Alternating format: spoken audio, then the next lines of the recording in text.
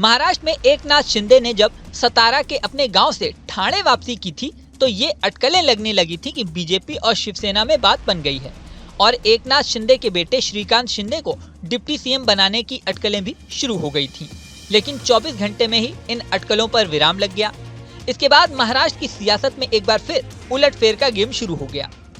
सोमवार यानी 2 दिसंबर को विधायक दल की बैठक होनी थी, लेकिन एकनाथ शिंदे ठाणे से मुंबई ही नहीं आए। ऐसे में बैठक टाल दी गई। इसी के साथ ये भी साफ हो गया कि कम से कम सोमवार को तो महाराष्ट्र के नए सीएम के नाम का ऐलान नहीं होगा।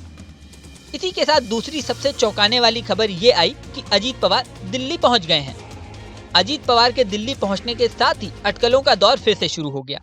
एकनाथ शिंदे के सतारा लौटने के बाद ऐसा लग रहा था कि महाराष्ट्र की राजनीति में सब कुछ सेटल हो गया है, लेकिन अब लग रहा है कि महाराष्ट्र की सियासत और ज्यादा गहराती जा रही है। यहाँ सबसे इम्पोर्टेंट बात यह है कि श्रीकांत शिंदे ने सोमवार को एक्स पोस्ट करके ये दावा किया कि उनको डिप्टी सीएम बनाने की बात एकदम गलत है। साथ ही उनके पिता एकनाथ शिंदे के बारे में उन्होंने बताया कि एकनाथ शिंदे की तबीयत खराब है, इसलिए ठाणे से मुंबई बैठक के लिए नहीं जा सके और बैठक टाल दी गई।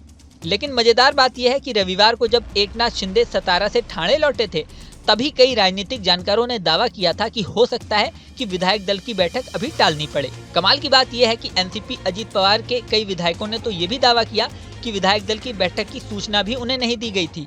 उन्हें मीडिया की खबरें पढ़कर ये पता चला कि विधायक दल की बैठक भी होनी है। इससे भी बड़ी बात यह है कि अगर सोमवार को विधायक दल की बैठक होनी थी तो उससे पहले ही सोमवार को अजीत पवार क्या करने दिल्ली पहुंच गए। दावा तो यहाँ तक किया जा रहा है कि दिल्ली में उन्होंने अमित शाह से मुलाकात की। उनके साथ उनकी पार्टी के सांसद सुनील तटकरे भी थे। हालांकि इस पूरी मीटिंग में एकनाथ शिंदे गुट का कोई भी बड़ा नेता मौजूद नहीं था। यहाँ ये भी सवाल उठ रहा है कि एकनाथ शिंदे की पार्टी की नेता हर मुद्दे पर बयान दे रहे हैं, लेकिन गृह मंत्रालय को लेकर फाइनली क्या फैसला हुआ है, इस पर अभी तक कोई बयान सामने नहीं आया है। न तो सतारा में अपनी प्रेस कॉन्फ्रेंस में एकनाथ शिंदे ने इस मुद्दे पर कोई जवाब दिया, न ही श्रीकांत शिंदे ने एक्स पोस्ट में इस सवाल का कोई जवाब दिया।